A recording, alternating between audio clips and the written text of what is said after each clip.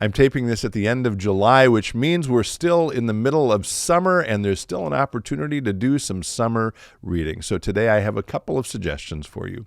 Stay tuned.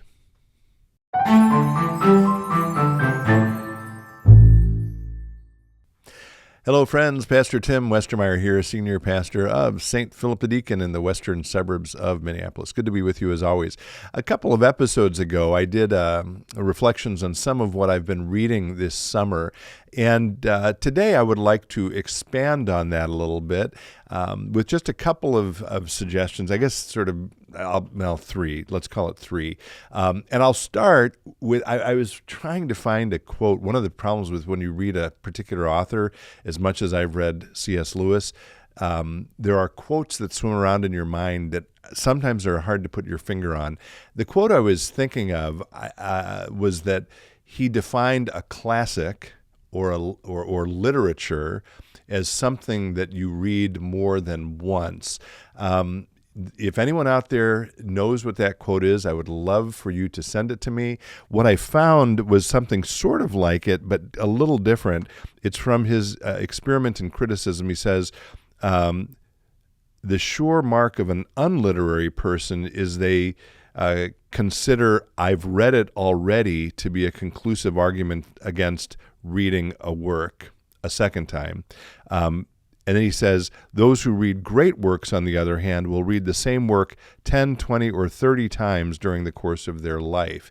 And so today I want to lift up a couple of pieces or works that I don't know if I've read them 20 or 30 times, but I've read them certainly more than once, and I'm actually reading these two books again now this summer.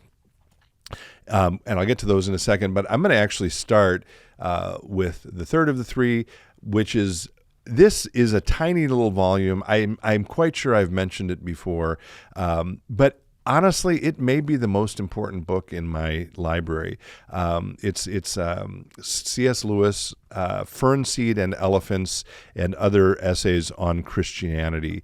And I have read and reread the essays in this volume countless times. And the one that the volume is titled after, Fern, Seed, and Elephants, is incredibly important to me in my own thinking, as is a little essay called, is it in here?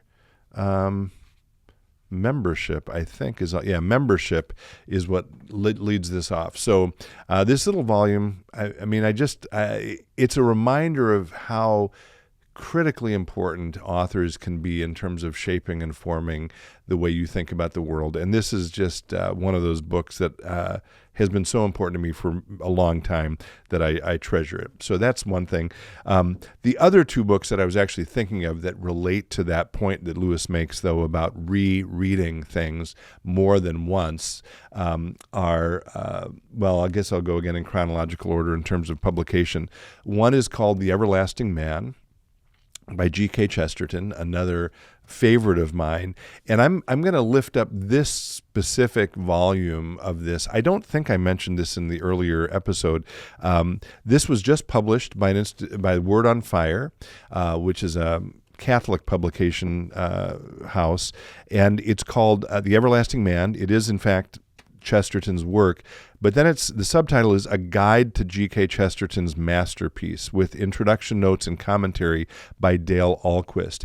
I absolutely love Chesterton.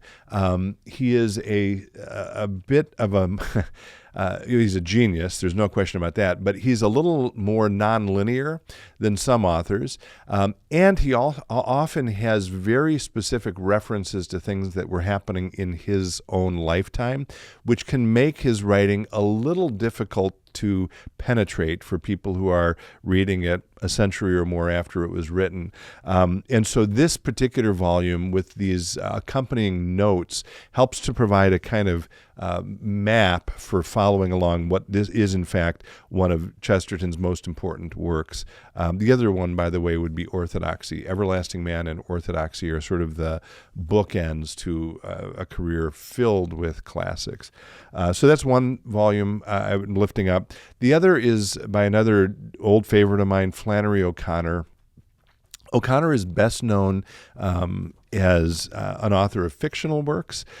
This is one of handful of volumes I have in my library, though, which is nonfiction. This is a collection of her, or a selection of her letters. It was published after her death by a friend of hers named Sally Fitzgerald, and it actually takes you through her whole writing career from before she was published. The early letters are about finding a manager and a publishing house to publish her stuff, all the way to her final letter, which isn't even completed. It sort of was in her hands, or fell to the ground as she died. I think these letters, as well as some of her other nonfiction works, demonstrate the depth of her absolute genius and her humor and her humanity. And I just had this instinct a few days ago, actually, that I haven't read that volume for a while. I'd like to go back to it, and I find myself, as I'm starting to reread it again, feeling like I'm in the presence of an old friend, and sort of smiling and laughing as I read, because she was absolutely hilarious in some of what she has to say. So I lift those up. Certainly, I commend them to you if you're interested in reading them. As you can tell, neither of these is a small volume, unlike the C.S. Lewis one. But I also commend them or lift them up as examples of what I'm reading, as an invitation for you all to share here, if you'd like to, below, what you're reading now, but also, are there things you have read in the past which you find yourself going back to again and again, which are then, again, by Lewis's definition, either classics or true literature? And I'd like to know what those are. It strikes me that reading is one of the many ways we can grow and learn in our faith, and I'm sure people would be interested in knowing what kinds of things you have read or are reading now. So that's it for today. As always, thanks for spending some time with me, and until next time, be well, stay in touch, and God bless.